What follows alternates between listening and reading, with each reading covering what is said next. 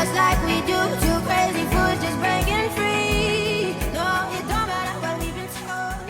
Yeah, g'day, it's Richard here, and I'm from Horsham Hydraulics, and I just want to explain to you a little bit about power beyond, load sensing, etc. on tractors, and particularly in this instance, disc seeders and the downforce control of disc seeders. So we have here a John Deere 1890 disc seeder on the back of an 8360R John Deere tractor with a 1910 air cart on the back. So traditionally the John Deere disc seeder has a control here to adjust the pressure of the downforce, but I'm going to show you in a minute what actually happens with the normal control on the downforce and what it does to the load on the tractor and the pressure of the hydraulic pump. So we'll start her up in a jiff, we'll show you what happens, and then I'll show you a fix we can do to save fuel and a lot of load on the engine and pump of the hydraulic system of the tractor. Okay, so now we've put the downforce control into constant flow on the tractor, so we have active downforce control. On this pressure gauge we have basically no downforce, so I can adjust this control up to whatever we want for downforce, which stays in the active position as they're seeding.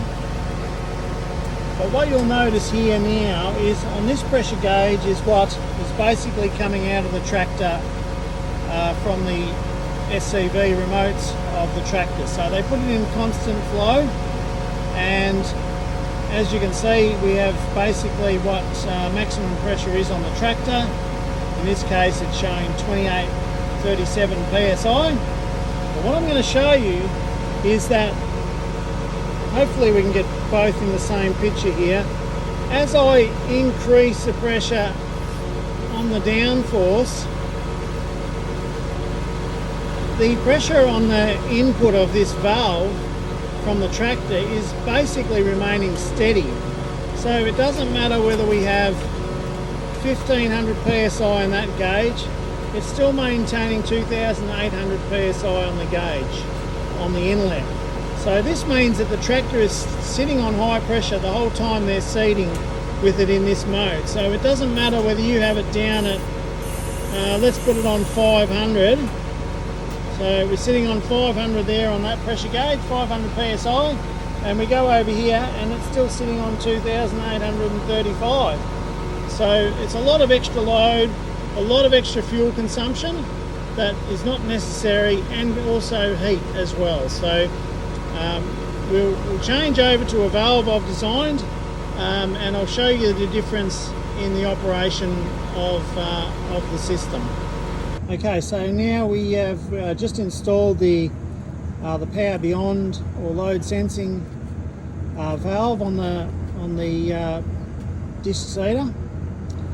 So we've added a few extra lines. We've still got our in and out from the SCVs on the tractor, but we've added the pressure, tank and load sense lines onto the valve block for power beyond on the tractor. So we're using the power beyond on the tractor, which is your pressure, your tank and your load sense, and that runs at basically a normal load sensing system, and I will show you now what happens when we operate this valve with load sensing.